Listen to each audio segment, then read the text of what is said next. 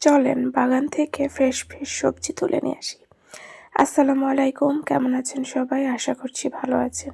Welcome to my channel Shashi's basket. ছাদ বাগানে চলে এসেছি শিম তুলবো বলে। অনেকদিন ধরেই তোলা করছিলাম, বাট তোলা হয়ে উঠছিল না। তো আজকে ভাবলাম তুলেই ফেলি। তো আমিই তুলতে চেয়েছিলাম, এই জন্য বলছিলাম এবার কিন্তু আমিই তুলবো শিমটা। মানে প্রথমবারই এবার শিম তোলা হচ্ছে, এই জন্য। বেশিরভাগ আসলে সকালবেলা তোলা হয় শাকসবজি। আমি ঘুমায় থাকি, সবাই তুলে ফেলে। আমার জন্য ওয়েট করেও, মানে আমি ঘুম থেকে উঠে না বিধায় রান্না করতে হবে, জন্য তুলে ফেলা হয়।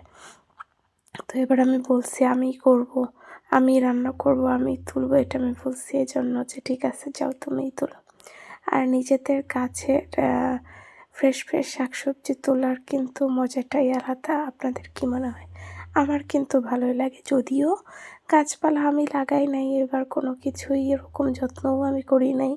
তারপরেও মানে নিজেদের তো তুলতে একটু অন্যরকম, আর ফ্রেশ শাকসবজি আমার কেন যেন ভালো লাগে, আমি এত জানি না। এই যে ঢাকায় যে বিভিন্ন ফ্রেশ শাকসবজির মানে বিশেষ করে অনেক বড় মার্কেট যেগুলো হতো, ওগুলো দেখতে আমার খুব ভাল লাগতো। কারণ বাজার আমি যেতাম মাঝে মধ্যেই, ফ্রেশ শাকসবজি দেখলে আমার মনটা ভালো হয়ে যাইতো। আর একটা মনে আছে, আমি জানি না আপনারা কে দেখেছেন, সাভারে কিন্তু একটা রাস্তার পাশে অনেক বড় শাকসবজির একটা মার্কেট বসে।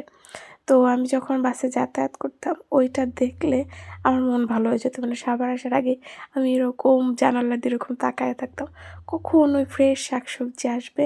দেখলে আমার মনে হইতো যে জার্নি করতেছি, যে সেটার ক্লান্তি মনে হয় দূর হয়ে যায়।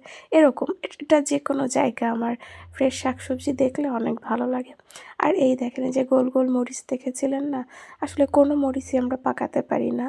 পাকা কি মরিচ হলে বেশিরভাগ পাখি খেয়ে যাচ্ছে, এই জন্য আম্মু এটা একটু পাক ধরেছে, এই জন্য একটু ঢেকে দিয়েছে।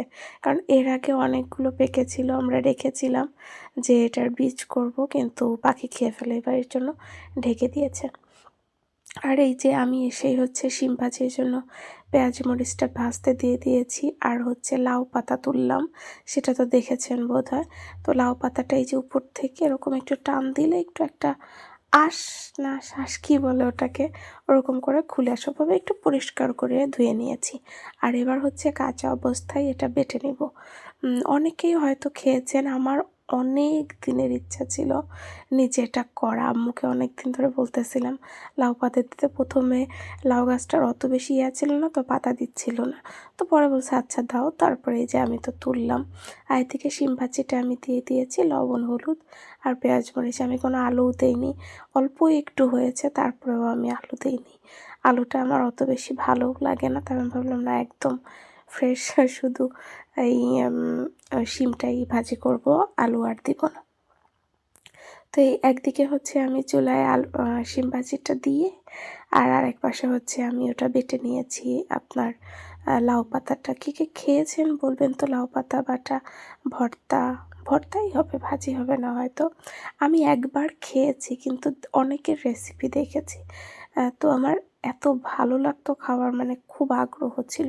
খেয়েছিও যেহেতু, টেস্টও আমার একটু মনে আছে। আমার ফুপির বাসায় আমি একবার খেয়েছিলাম বহুত আগে, খুবই মজা ছিল। তখন থেকে করতে চাই, কিন্তু করা হয়ে ওঠে না।